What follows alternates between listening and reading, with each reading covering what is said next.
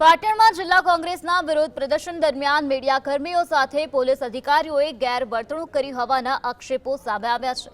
કોંગ્રેસના અટકાયત કરાયેલા આગેવાનોનું કવરેજ કરતી વખતે એસઓજીના પીએસઆઈ અને બી ડિવિઝનના પીઆઈ નીરવ શાહે કેમેરાને હાથ મારી મીડિયાકર્મીઓ સાથે દાદાગીરી કરી હોવાનો આરોપ લગાવવામાં આવ્યો છે।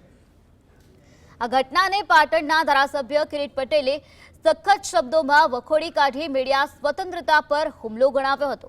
કિરીટ પટેલે જણાવ્યું કે જો આ મુદ્દે મીડિયાકર્મીઓ લડત આપશે તો સમગ્ર પાટણ જિલ્લા કોંગ્રેસ તેમની સાથે ખભે ખભા મિલાવીને ઊભી રહેશે। યોગ્ય વર્તન કહેવાય નહીં, મીડિયાનો અધિકાર છે એનો રિપોર્ટિંગ કરવાનો, પરંતુ ખબર નહીં પોલીસ કોના ઇશારે આ કામ કરી રહી છે। જે ચોથી જાગીર કહેવાય મીડિયા, એ લોકો સુધી આ વાત પહોંચાડવા ના માગે એના માટે પોલીસ દ્વારા જે વર્તન કરવામાં આવ્યું છે એ યોગ્ય નથી। આ બાબતે અમે ઉચ્ચ કક્ષાએ અને એસપીને પણ રજૂઆત કરવાની।